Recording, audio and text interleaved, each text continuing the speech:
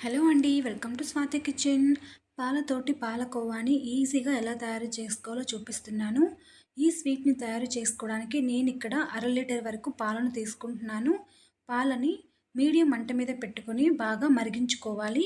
ఇలా పాలు మరుగుతున్నప్పుడు మరొక గిన్నెలోకి 2 టీ స్పూన్ల వరకు వెనిగర్, అలాగే 2 టీ స్పూన్ల వరకు వాటర్‌ని వేసుకొని బాగా మిక్స్ చేసుకొని తీసుకోవాలి. వెనిగర్ ప్లేస్‌లో నిమ్మరసాన్నైనా సరే యాడ్ చేసుకోవచ్చు. ఇలా మిక్స్ చేసుకున్న ఈ వెనిగర్ వాటర్‌ని మరుగుతున్న పాలల్లో యాడ్ చేసుకొని మంటని మీడియం టు హై ఫ్లేమ్‌లో పెట్టుకొని స్లోగా కలుపుతూ ఉండాలి.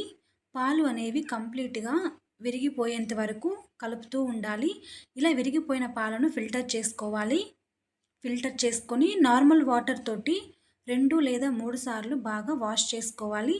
ఇలా బాగా వాష్ చేసుకున్న తర్వాత ఈ విరిగిన పాలను అదే కడాయిలోకి యాడ్ చేసుకొని సాఫ్ట్‌గా అయ్యేంత వరకు లో ఫ్లేమ్‌లోనే బాగా మిక్స్ చేసుకోవాలి. ఇలా మిక్స్ చేసుకున్న తర్వాత నేనిక్కడ ఒక చిన్న కప్పు వరకు షుగర్‌ని తీసుకుంటున్నాను.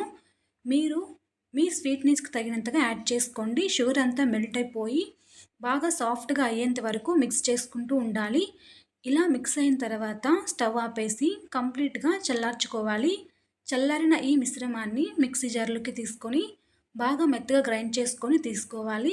అలాగే కొంచెం కొంచెం కోవాని తీసుకొని చిన్న చిన్న రౌండ్ బాల్స్‌లా చేసుకొని ఇలా బిళ్ళల్లాగా తయారు చేసుకోవడమే. అంతే అండి.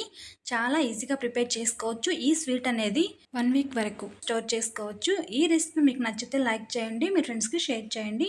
తప్పకుండా నా ఛానల్‌ని సబ్స్క్రైబ్ చేసుకోండి. Thanks for watching.